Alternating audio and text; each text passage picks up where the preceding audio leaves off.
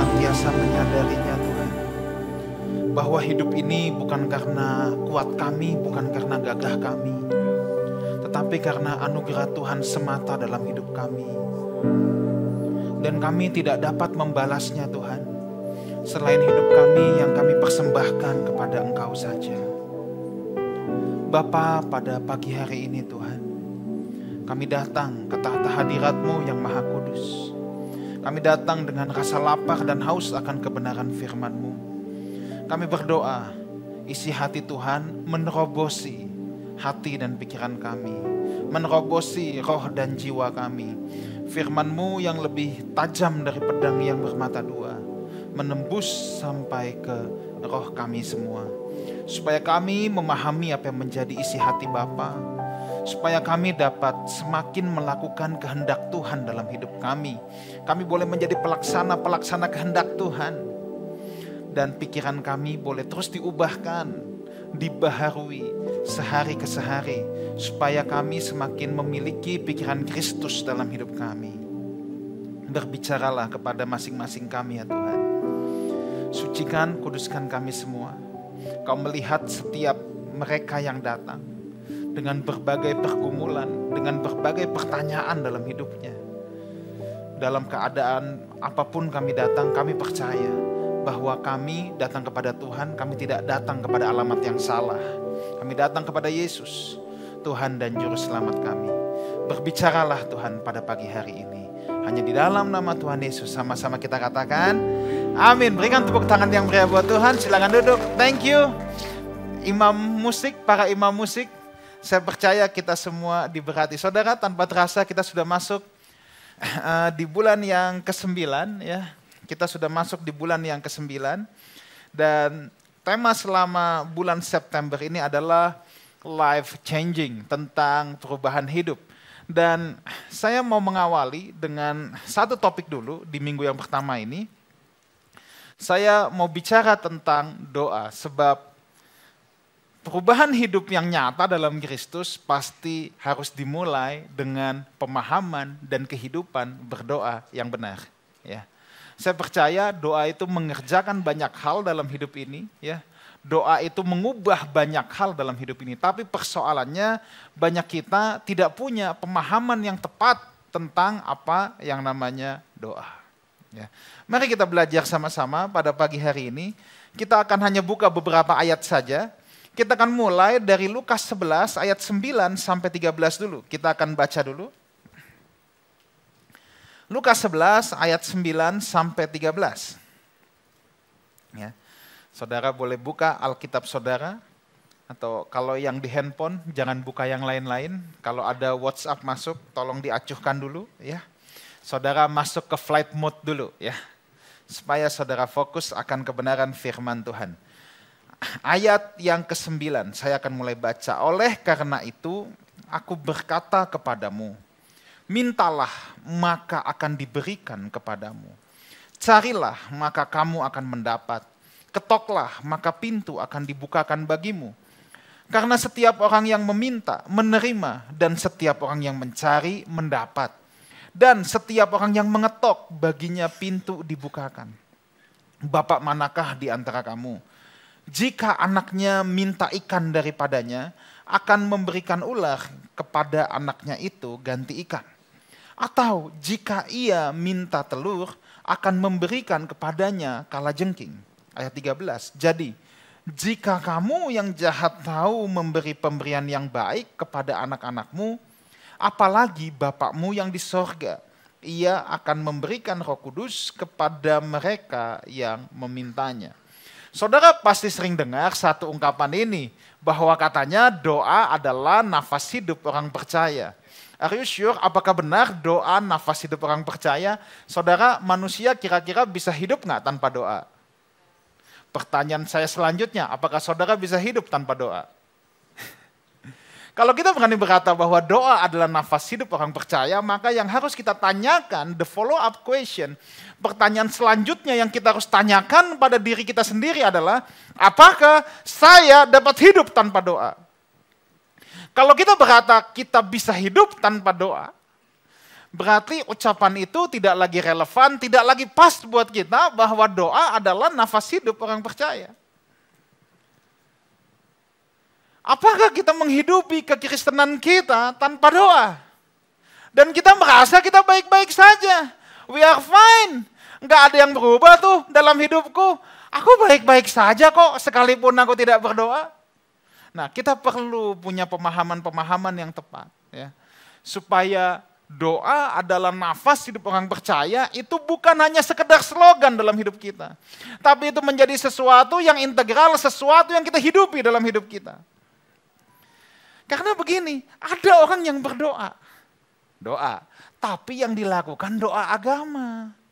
Doa ritual. Nah, ini kita mau belajar, saudara ya. Doa agama adalah doa ritual, doa rutinitas, doa kewajiban. Nafas itu bukan kewajiban, nafas itu bukan ritual, nafas itu kebutuhan. Apa sih yang Tuhan mau dari doa?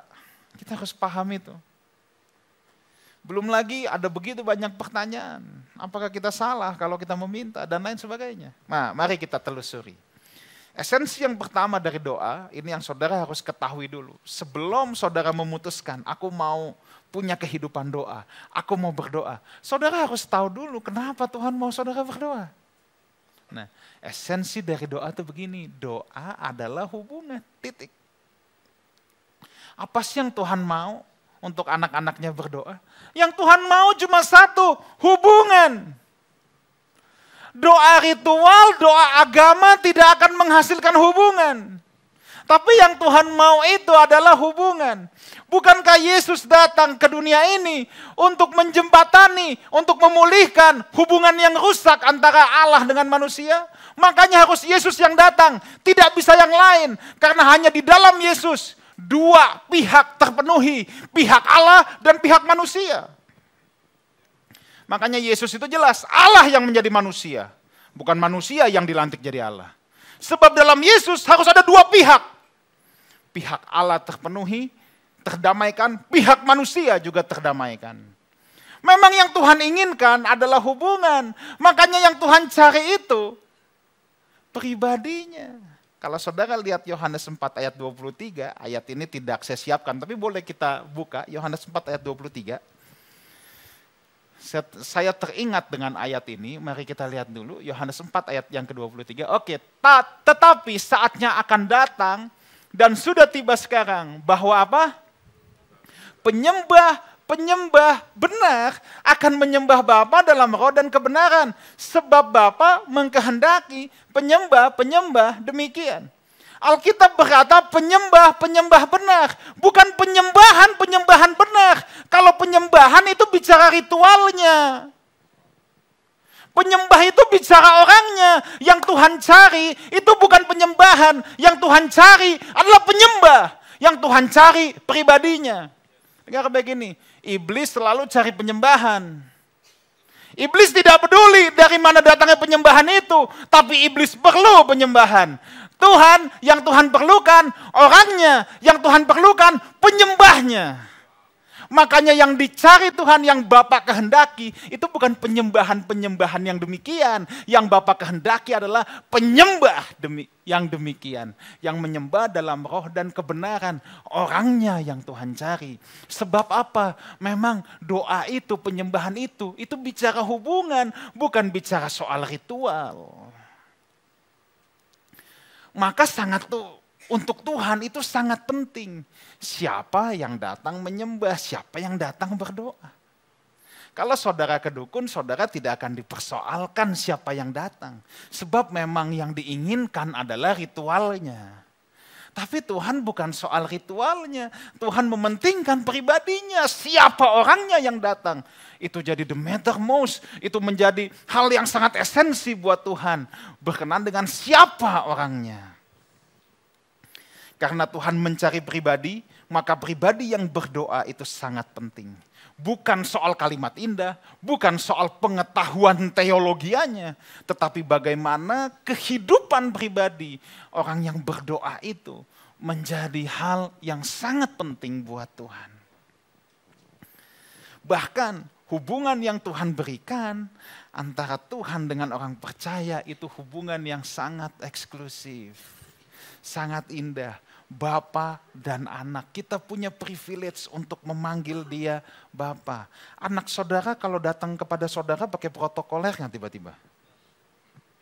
Bapa, nama saya siapa misalnya ya. Bisakah saya bikin appointment dengan Papa besok? Jam 4.30 sore. Enggak.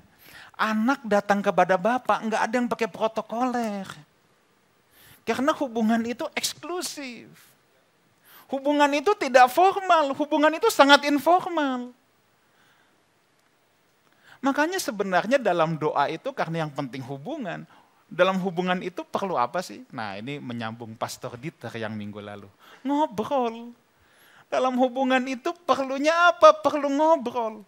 Nah, doa itu bukan bicara soal cara, tapi tadi saya katakan bicara soal hubungan yang eksklusif. Apa sih hubungan yang eksklusif itu? Doa itu bukan soal cara. Caranya harus gimana, harus berlutut, harus lepas tangan kah, harus tutup mata kah, harus di tempat-tempat tertentu. Tidak. Tapi ini bicara hubungan yang eksklusif. Apa itu hubungan yang eksklusif? Hubungan yang eksklusif adalah sebuah momen, sebuah hubungan yang dapat di-enjoy bersama.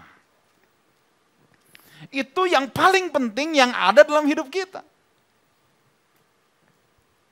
Saudara bisa doa dengan gaya apapun.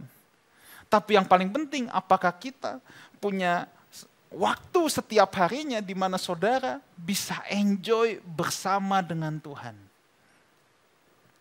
Itu yang paling penting. Nah, kalau orang sudah menyadari ini, bahwa dia punya hubungan yang eksklusif ini dengan Tuhan, hubungan yang terbina ini baru seseorang bisa menghasilkan yang namanya keintiman. Dia baru bisa menjadi yang namanya sahabat Tuhan. Saudara akan beda antara orang yang menjalani kehidupan doa sebagai hubungan yang eksklusif, sebagai hubungan yang intim dengan Tuhan, dengan kehidupan doa yang hanya doa ritual dan agama. Mau tahu bedanya? Daud pernah mempertontonkan ini. Daud itu disebut sebagai sahabat Tuhan. Orang yang hatinya selalu melekat sama Tuhan. Mari kita buka sama-sama Mazmur 51 ayat 13. Saya akan tunjukkan kepada saudara bagaimana seseorang yang betul-betul sahabat Tuhan bukan sekedar doa agama atau doa ritual. Ayat 11 berarti kalau di Alkitab ini. Nah ini, Mazmur 51 adalah saat-saat Daud direbuke, Daud ditegur, dikonfront oleh Nabi Nathan. Saudara pasti tahu cerita ini kan? Daud berzinah dengan Batsheba, dia pikir tidak ada yang tahu, Nabi Tuhan datang, Nabi Nathan punya keberanian yang luar biasa, resiko dia tentunya dipenggal sama Daud. Daud bisa aja emosi, dibunuh langsung Nathan, tapi Nathan tidak peduli akan hal itu. Lalu Nathan konfrontasi Daud, Daud ditegur. Inilah jeritan Daud. Janganlah membuang aku dari hadapanmu. Ya. Dan janganlah mengambil rohmu yang kudus daripadaku. Saya mau bacakan terjemahan bahasa Inggrisnya, saudara. Lebih nendang kalau ini. Do not cast me out from your presence. Jangan buang aku, jangan lempar aku dari hadiratmu. And do not take your Holy Spirit from me. Jangan ambil rohmu yang kudus daripadaku. Saudara, bayangkan, tanyakan jujur sama diri kita. Kalau kita yang ada di posisi Daud, kita melakukan sebuah kesalahan besar, kita diperingati sama Tuhan. Kita melakukan satu hal yang katakan sangat tidak berkenan di hadapan Tuhan. Pertanyaan saya satu, apa yang paling Anda takutkan? Kalau Daud punya kehidupan doa, hanya kehidupan ritual agama, dengar ya, doa dia bukan begini. Doa dia bilang, Tuhan, ampun Tuhan. Kalau boleh, Tuhan, kerajaanku tetap kokoh ya. Pasukanku jangan berkurang, wilayahku jangan dikecilin. Aku minta ampun Tuhan. Please Tuhan, aku tetap bisa jadi raja. Anak-anakku tetap bisa mewarisi ini. Semua orang yang dengan pendekatan kepada Tuhan, dengan pola agama, pasti akan cenderung bertindak seperti itu.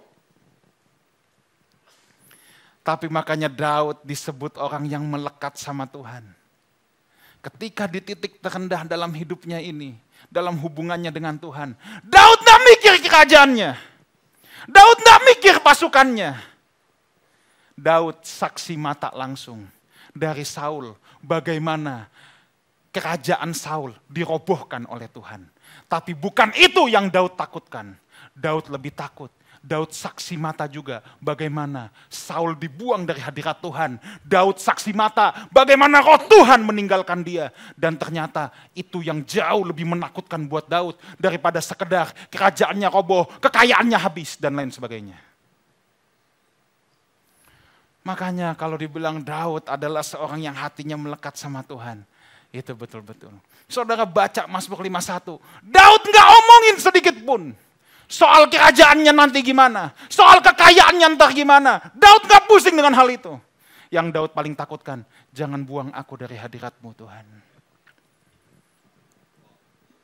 Jangan ambil roh-Mu yang kudus dari diriku. Itu yang Daud paling takutkan. Inilah orang yang serius intim dengan Tuhan. Dia tahu betul hubungannya dengan Tuhan bukan soal kerajaannya, bukan soal jumlah pasukannya, bukan soal siapa yang akan meneruskan kerajaannya. Hubungan dia dengan Tuhan betul-betul sebuah hubungan yang intimate. Sebuah hubungan pribadi antara dia dengan Tuhan. Kita harus bertanya sama diri kita sendiri, kalau aku di posisi Daud, apa yang paling kita takutkan? Yang paling kita takutkan, apakah terlempar dari hadirat Tuhan? Atau yang kita takutkan masih Tuhan, bisnisku jangan goyang. Tuhan, kekayaanku jangan sampai berkurang.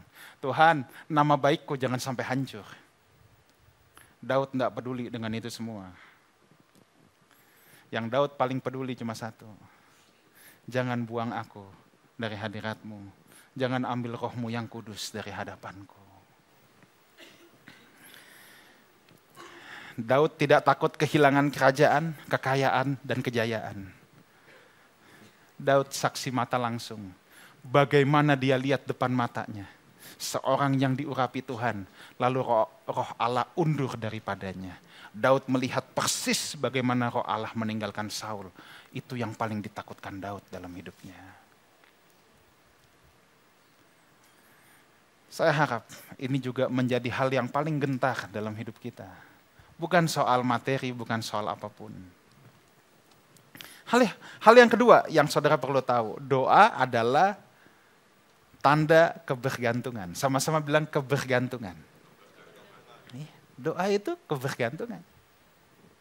Selalu saya katakan kita harus balance. Ada satu kutub yang minta terus. Isi doanya cuma 100 permintaan dia sama Tuhan. Ada satu kutub lagi yang anti meminta. Kalau dengar orang yang meminta langsung dicibir. Dibilang Kristen oportunis lah, kekanak-kanakan rohani lah, dan lain sebagainya. Nggak baik kita harus menempatkan segala sesuatu pada proporsinya. Nggak ada yang salah dengan meminta, saudara. Meminta adalah tanda kebergantungan. Tadi hubungan kita dengan Tuhan digambarkan ayah dan anak. Kalau saudara punya anak, katakan mau sepeda, tiba-tiba dia minta sama tetangga. Saudara marah nggak? Lah kok nggak minta sama bapaknya, mintanya sama tetangga. Nah ini kan repot saudara ya. Atau di sini ada orang tua, yes mintanya sama tetangga. Hemat kita. Enggak dong. Minta itu tanda kebergantungan saudara. Ya. Tetapi saudara harus tahu bahwa kedewasaan rohani seseorang pasti akan sangat mempengaruhi kualitas permintaannya. Pasti itu.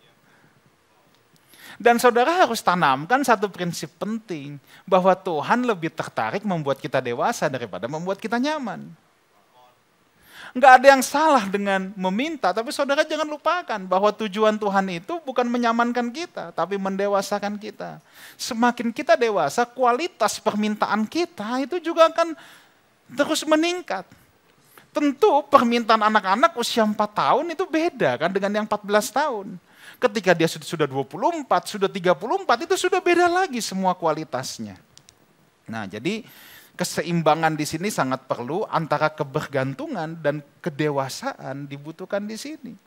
Tuhan tentunya tidak mendidik saudara dan saya untuk jadi manja. Betul, meminta adalah tanda kebergantungan. Tapi Tuhan tidak sedang men-set kita supaya kita jadi manja.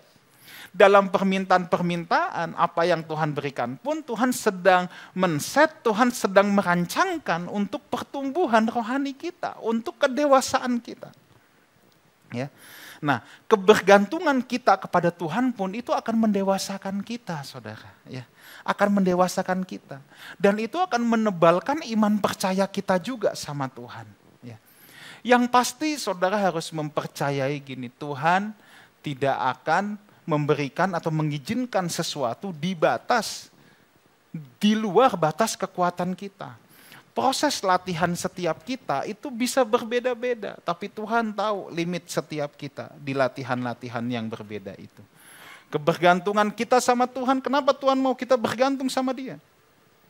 Untuk senantiasa mengingatkan kita. Hidup ini bukan karena kuat gagah kita, tapi semua karena anugerah Tuhan. Bahaya kalau kita merasa kita terlalu kuat, kita terlalu hebat, kita terlalu dewasa, sampai seakan-akan kita nggak butuh Tuhan lagi. Semua bisa kita kerjakan sendiri. Ini bahaya, saudara. Justru Tuhan akan mau kita ada dalam kebergantungan itu, tetapi kualitas kebergantungan itu pasti akan meningkat. Ya. Anak-anak yang usia 4 tahun sama 14 tahun tadi, kualitas kebergantungannya beda loh sama orang tuanya. Kalau umur 4 tahun jalan masih dituntun. Umur 14 tahun udah nggak perlu digandeng. Kalau umur 4 tahun nyebrang jalan harus digendong. Umur 14 mungkin hanya dituntun atau jalan deketnya. Kalau udah usia 24 nyebrang jalan sudah bisa nyebrang sendiri. Meminta adalah tanda kebergantungan. Kita tidak perlu alergi dengan yang namanya meminta. Soalnya kalau nggak meminta sama Tuhan, terus saudara mau minta sama siapa? Sama dukun, sama setan, kan tidak. Tetapi ingat, jangan melupakan hal yang saya katakan tadi. Bahwa Tuhan mau mendewasakan kita, bukan hanya sekedar mau kita nyaman. Ada banyak orang isi doanya hanya meminta untuk membuat dia nyaman. Dia tidak pernah berpikir bagaimana Tuhan mendewasakan dirinya. Itu yang jadi masalah. Oke, saya akan teruskan dulu. Prinsip yang ketiga. Sebagai Bapa yang baik, Tuhan hanya akan memberikan pemberian yang baik. Coba kita lihat lagi di ayat yang tadi kita baca, Lukas 11, ayat 11 dan 12. Ya, ini ayat yang tadi pertama kita baca. Ya. Oke, Bapak manakah di antara kamu jika anaknya minta ikan daripadanya akan memberikan ular kepada anaknya itu ganti ikan? Atau jika ia minta telur akan memberikan kepadanya kalajengking. Ayat yang ke-13. Jadi jika kamu yang jahat tahu memberi pemberian yang baik kepada anak-anakmu, apalagi Bapa yang di surga, Ia akan memberikan Roh Kudus kepada mereka yang memintanya. Sebagai Bapa yang baik, Tuhan hanya akan memberikan permintaan yang baik. Ya. Makanya Tuhan tidak memberikan apa tadi yang ayat ke-11, Tuhan tidak kasih ular. Masalahnya adalah untuk anak-anak, kadangkala anak-anak itu tidak tahu apa yang dia minta baik atau tidak. Dia pikir semuanya ikan, tapi nggak taunya ada yang ular. Nah, Bapak ini tahu. Jadi kalau yang kita minta kadangkala Tuhan tidak berikan, jangan cepat-cepat ngambek. Anak-anak kan nggak tahu. Anak-anak itu taunya tuh gini loh. Minta permen, dikasih permen. Ya kan? Minta apa, pokoknya kalau orang tuanya kasih baru dianggap papa baik, mama baik. Kalau pas nggak dikasih, kadang-kadang bisa ngambek. Itu anak-anak. Tapi orang tua kan selalu punya alasan. Bapak itu melimitasi. Orang tua melimitasi permintaan anaknya. Ada yang gak diberikan sama sekali, karena ini ular. Walaupun di mata anaknya ini ikan kok, enggak, ini ular nak. Tapi ada yang dilimitasi. Misalnya anak kita, contoh lagi tadi, minta permen. 1 dikasih, 2 dikasih. Ketagihan, minta terus. Tetap dikasih nggak? Enggak, dia kan nggak tahu bahayanya, gula berlebihan, bisa merusak gigi, dan lain sebagainya. Dia kan cuma tahu apa yang enak di mulut. Tapi ada saatnya Bapak harus membatasi.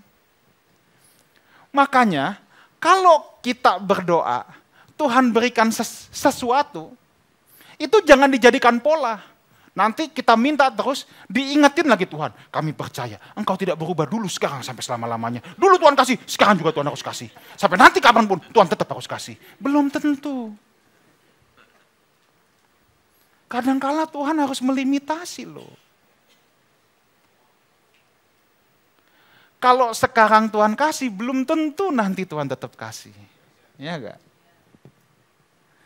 Anak saudara minta saudara apa, sekarang mungkin saudara bisa kasih. Tapi saudara pasti punya limit. Enggak, untuk dia baiknya hanya segini. Enggak bisa dia minta terus. Pak jalan-jalan. Oke. Nanti tahun depan jalan-jalan lagi ya, iya. Nanti lama-lama setiap minggu maunya jalan-jalan. Nah gimana? Bapak itu punya limitasi. Tapi yang jelas gini, saudara harus mempercayai bahwa apa yang Tuhan berikan adalah pemberian yang baik. Sebab Tuhan gak mungkin kasih ular, Tuhan gak mungkin kasih kalajengking.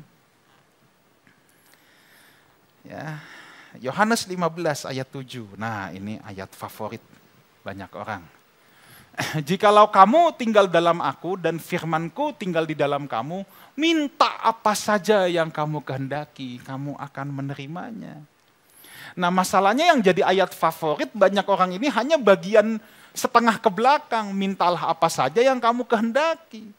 Tapi kalau saudara baca dari ayat yang pertama, bahkan di sebelum ayat ini, jika kamu di dalam aku, firmanku tinggal dalam kamu.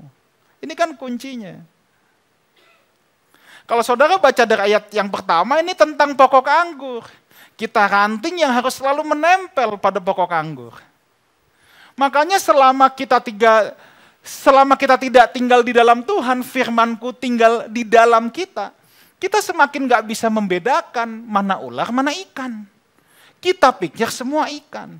Ayat ini berlaku untuk orang-orang yang sudah bisa membedakan mana ular, mana ikan. Ya. Nah, jadi saudara harus mempercayai akan hal ini, ya. Percayalah saudara, apapun yang terjadi dalam kehidupanmu, saya tidak tahu musim apa yang sedang saudara hadapi. Mungkin saudara punya masa lalu yang sangat kelam. Mungkin saudara sedang menghadapi hal-hal dalam situasi ekstrim. Tuhan, kenapa aku harus mengalami begini? Tuhan, kenapa aku lagi menderita banget? Tuhan, kenapa aku susah banget? Tapi saya cuma mau bilang sama saudara, percayalah. Apapun yang Tuhan izinkan terjadi, itu bukan kalajengking, itu bukan ular. Yang Tuhan mau kita tetap tinggal dalam Dia, sekalipun dalam situasi ekstrim, sekalipun dalam situasi sulit. Kalau saudara punya masa lalu yang sangat buruk, percayalah, Tuhan mau pakai saudara untuk menolong orang-orang yang mengalami seperti apa yang pernah saudara alami. Misalnya saudara mungkin berasal dari keluarga yang broken home. Stop protes sama Tuhan, Tuhan kenapa keluargaku tidak seperti si A, si B, si C, papa mamanya baik-baik, hidupnya rukun-rukun. Kita memang tidak bisa memilih dari keluarga mana kan kita dilahirkan.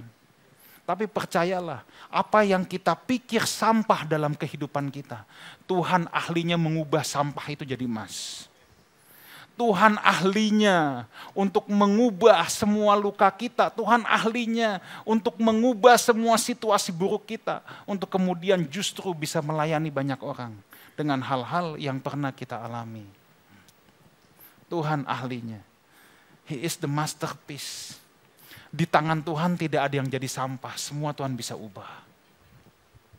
Apa yang kita pikir sampah, ingat di tangan Tuhan tidak akan pernah jadi sampah. Yang keempat, saya mau teruskan dulu. Nah, berdoa itu juga sebenarnya kalau kita punya kehidupan doa, saudara, berdoa itu juga ikut melatih kedewasaan rohani kita. Ya. Yakobus 4 ayat 2 dan 3. Yakobus 4 ayat 2 dan 3.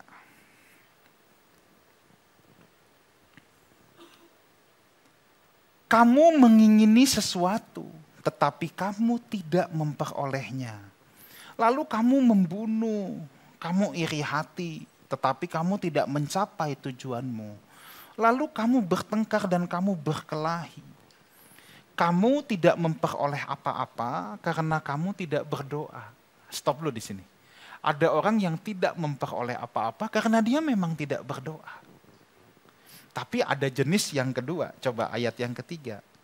Atau kamu berdoa juga, kamu berdoa sih kata Alkitab ya. Tetapi kamu juga nggak nerima apa-apa. Karena apa? Doanya salah. Karena kamu salah berdoanya. Sebab yang kamu minta itu hendak kamu habiskan untuk memuaskan hawa nafsumu. Ingat prinsip tadi bahwa Tuhan ingin mendewasakan kita daripada sekedar bikin kita nyaman. Dengar baik, lewat kehidupan doa kita pun Tuhan mau membuat kita menjadi dewasa. Semakin dewasa seseorang, ya, dia akan pikirannya akan semakin menjadi atau semakin memiliki pikiran Kristus. Gap antara pemikiran dia dengan pemikiran Kristus itu akan semakin kecil. Sama, anak-anak dengan bapaknya, anak umur 4 tahun dengan bapaknya, gap pemikirannya tuh segini. Tapi semakin dia dewasa, gapnya itu makin kecil. Makanya Tuhan itu mau mendewasakan kita. Kenapa? Supaya gap pemikiran kita dengan pemikiran Tuhan itu semakin kecil. Semakin kecil gap pemikiran kita, berdoa kita akan semakin tepat. Karena orang yang dewasa rohani akan tahu di saat apa dia harus meminta dan apa yang dia minta, dia akan tahu. Anak-anak itu tidak tahu di saat apa. Pokoknya mau apa harus apa. Gua mau sekarang harus sekarang. Dan dia nggak tahu apa yang dia minta. Tetapi orang yang dewasa rohani akan semakin memahami di saat apa dia harus meminta. Ada kebergantungan tadi, tapi dia tahu saatnya apa. Dan apa yang harus dia minta. Tentu kualitas permintaannya pun itu pasti beda. Kalau saudara punya usaha yang kemudian diwariskan kepada anak saudara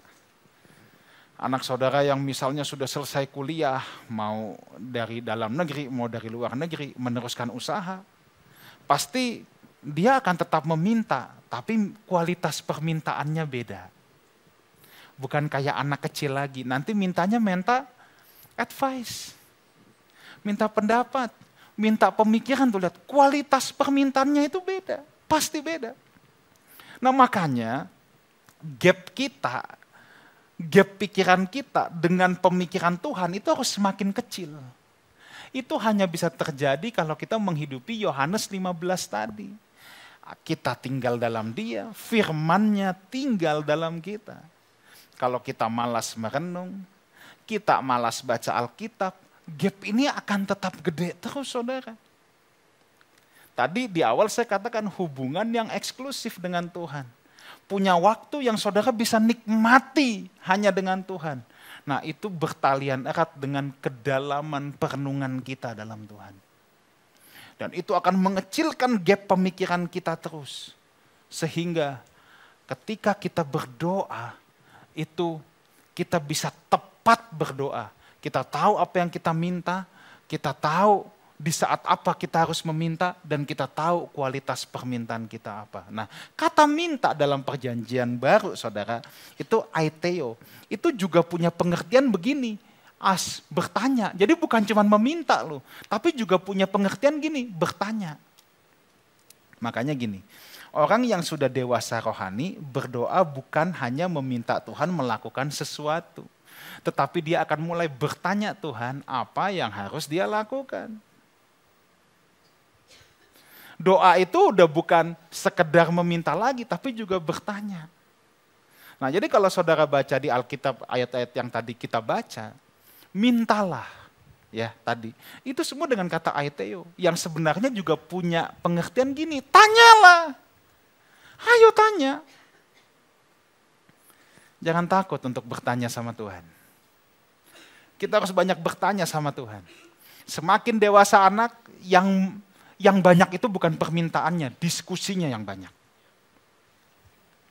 Semakin dewasa seseorang, yang banyak itu diskusinya. Jangan takut untuk berdiskusi dengan Tuhan. Nah, saya harus membangun semua ini karena saya mau bawa kepada saudara sebuah klimaks tentang apa itu doa. Nah, ini esensi yang sangat luar biasa yang saya juga ikut belajar hari-hari ini. Dengar baik ini, berdoa adalah memutuskan bersama Tuhan. Rupanya saudara, kata doa dalam perjanjian lama, selain kata yang dipakai itu banyak tefilah, tapi ada kata kedua terbanyak yang dipakai di sepanjang perjanjian lama, yaitu kata palal. Nah, kata palal ini, berdoa ini, punya pengertian tuh gini, intervene. Ya. Intervene itu apa? Intervensi. Itu juga punya pengertian mediasi. Juga punya pengertian judge, menilai, memutuskan. Nah, saya mau bawa saudara kembali ke dalam blueprint-nya Tuhan. Ingat ya, itu rancangan semula soalnya. Tuhan sejak awal menciptakan manusia untuk menjadi rekan sekerjanya kan. Kita udah berkali-kali katakan ini, kita udah berkali-kali bahas ini. Tuhan mau menjadikan manusia menjadi rekan sekerjanya. Dosa membuat manusia jadi tumpul, dosa membuat manusia jadi salah arah, salah sasaran, tidak bisa diajak kerja bareng, tidak bisa diajak untuk memutuskan bersama. Tapi kenapa Tuhan harus mendewasakan manusia? Penebusan Kristus itu untuk mengembalikan manusia ke blueprint-nya semula. Untuk menjadi duta-duta kerajaannya, menjadi pelaksana kehendaknya. Sebab yang Tuhan harapkan adalah manusia ini bisa kembali diajak menjadi rekan sekerjanya. Makanya Tuhan harus dewasakan dulu. Ketika sudah didewasakan, ibarat anak tadi yang sudah semakin dewasa, bisa diajak jadi rekan sekerja. Nah, ini baru mantap. Makanya doa itu punya pengertian memutuskan bersama. Sebab manusia yang harusnya menjadi rekan sekerja Tuhan. Coba saudara pikir, ketika peristiwa Sodom dan Gomora, kenapa Tuhan kasih tahu Abraham dulu? Sebenarnya Tuhan lagi ajak Abraham bersama-sama untuk memutuskan nasib kota Sodom dan Gomora. Ya. Tuhan ajak Adam untuk memutuskan nasib kota Sodom dan Gomora. Dengar baik, secara korporat kita, bukan satu kebetulan Tuhan tempatkan kita di kota ini. Saudara tahu kata gereja? Gereja itu eklesia. Akar katanya ekkaleo. Ek keluar, kaleo dipanggil. Ekkaleo dipanggil keluar. Sebenarnya pengertian gereja itu kalau dari akar kata itu bukan tempat kumpul-kumpul, bukan. Ekkaleo adalah, jadi zaman dulu kota itu kan semua punya tembok kota, ya.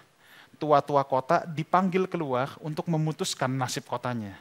Untuk diskusi, untuk memutuskan nasib kotanya. Makanya saya mau ajak kita semua, penatua, diaken, kita semua. Yuk kita bergumul. Apa yang Tuhan mau Lifehouse kerjakan, yang diputuskan bersama untuk mensejahterakan kota ini. Untuk mensejahterakan tempat di mana Tuhan tanam kita. Karena memang untuk itu gereja dipanggil. Tuhan mau mengajak kita memutuskan bersama nasib kota ini tuh gimana. Kalau saudara menyadari kebenaran ini, dengar baik ini. Dalam diri gereja, Tuhan letakkan DNA untuk mensejahterakan kotanya. Dalam diri setiap saudara secara individu, Tuhan meletakkan DNA juga untuk mensejahterakan orang-orang di sekelilingmu. Tidak tunggu kau kaya, tidak tunggu kau hebat, tidak tunggu kau populer. Tuhan meletakkan DNA itu untuk kau bisa mensejahterakan orang-orang di sekelilingmu. Enggak perlu tunggu nanti, enggak perlu tunggu kapan. Tuhan sudah meletakkan DNA itu. Sebab doa juga berarti memutuskan bersama Tuhan. Mari kita putuskan untuk orang-orang yang Tuhan taruh di sekeliling kita. Kita punya DNA untuk mensejahterakan mereka juga. Amin. Kita bangkit berdiri. Kita siapkan hati kita masuk dalam perjamuan Tuhan.